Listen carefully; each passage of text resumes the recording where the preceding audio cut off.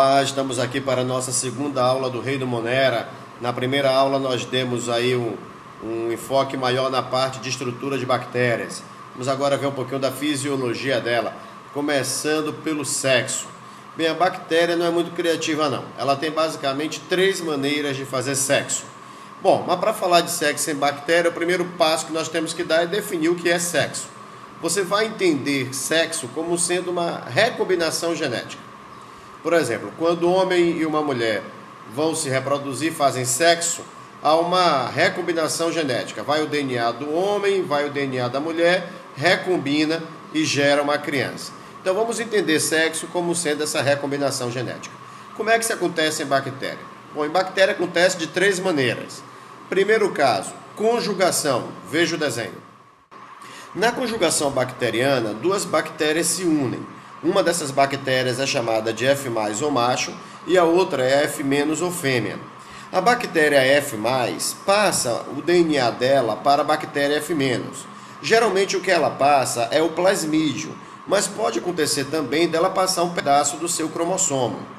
Bom, ao final do processo, as 2 bactérias terão o plasmídio. Por que isso? Porque à medida que a bactéria F+, passa o plasmídio para F-, ela vai fazendo uma cópia do DNA para ela, para que ela não fique sem. Então, no final do processo, as 2 bactérias vão ter esse plasmídio, chamado plasmídio F. Ou seja, ao final do processo, as 2 bactérias serão macho ou F+. Uma outra maneira das bactérias fazerem sexo é por um processo chamado de transformação. Observe como ele acontece. Na transformação, pessoal, uma bactéria acaba incorporando um pedaço de DNA que esteja solto no ambiente. Por exemplo, o desenho está mostrando alguma bactéria que morreu, o DNA dela fragmentou e aí um pouco do DNA dessa bactéria acabou entrando na bactéria receptora e ela incorporou esse DNA para ela. É importante você saber que quem descobriu esse mecanismo foi um cientista chamado Griffith, num experimento com ratos e com uma bactéria que causava pneumonia.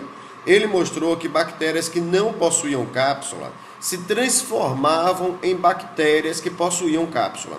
Como é que essas bactérias poderiam se transformar? Incorporando o DNA de bactérias que tinham cápsula, que estavam soltos no ambiente. Elas incorporavam esse DNA de bactérias com cápsula e com isso se transformavam em bactérias capsuladas. Bom, além da conjugação e da transformação, as bactérias também podem fazer sexo por um mecanismo chamado de transdução. Dê uma olhada aí como ocorre a transdução.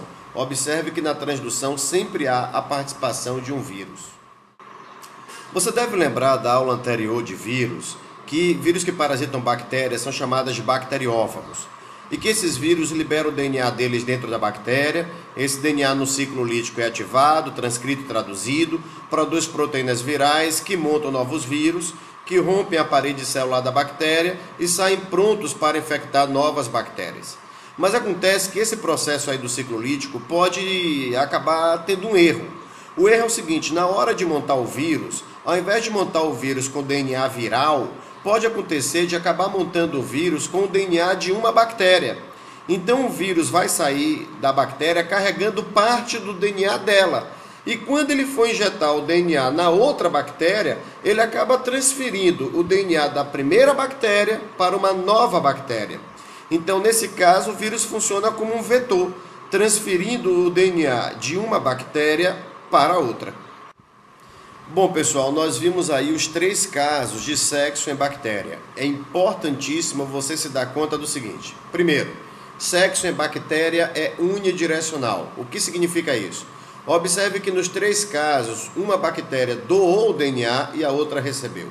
Não é uma via de mão dupla, é unidirecional. Uma dá, a outra recebe o DNA. Segundo, importantíssimo, perceba que nesses 3 casos não nasceu ninguém. Quando uma bactéria faz sexo, não nasce ninguém. Ou seja, sexo em bactéria não está vinculado à reprodução. Bactéria faz o que nós chamamos de transferência horizontal de genes. O que é uma transferência horizontal? É quando um organismo passa o DNA para outro e disso não nasce ninguém. Nós humanos, nós animais, fazemos uma transferência vertical de genes. Porque quando nós combinamos o DNA do homem com o da mulher, nasce a próxima geração. Bactéria não. Então, em bactéria, a transferência é horizontal. Bom, se sexo em bactéria não gera descendentes, então como é que uma bactéria se reproduz? Veja o desenho. Pessoal, bactéria se reproduz por divisão binária. É bastante simples, ela apenas se divide em duas. Agora veja, isso não é mitose. Procarionte não faz mitose, não tem fuso mitótico, nem núcleo tem, não tem aquelas fases prófase, metáfase, nada disso. O procarionte não faz mitose, eles se reproduzem por divisão binária. O primeiro passo da divisão binária é duplicar o DNA. Então a bactéria duplica o DNA e depois parte a célula em duas. Simples assim, duplica o DNA, parte a célula em duas. É assim que a bactéria se reproduz. Pessoal, para acabar o reino Monera, nós precisamos falar das fantásticas cianobactérias. As cianobactérias não são algas, porque não existe alga procarionte. Por definição, toda alga é eucarionte. Mas as cianobactérias têm uma importância para a nossa vida imensa, porque elas foram os primeiros seres vivos do planeta a fazer uma fotossíntese que libera oxigênio. Então, essa informação vale a pena você ter. Os primeiros seres vivos do planeta a fazer uma fotossíntese que libera oxigênio foram as cianobactérias. Lá para frente, em outras aulas, outros assuntos, vocês verão também que o que hoje nós chamamos de cloroplastos, presentes nas células vegetais e de algas, no passado eram cianobactérias. Então elas têm uma importância na evolução da vida imensa. Primeiras a fazerem uma fotossíntese aeróbica e também deram origem ao que hoje nós chamamos de cloroplastos. Nós acabamos o incrível, maravilhoso reino Monera. Até a próxima aula. Até lá.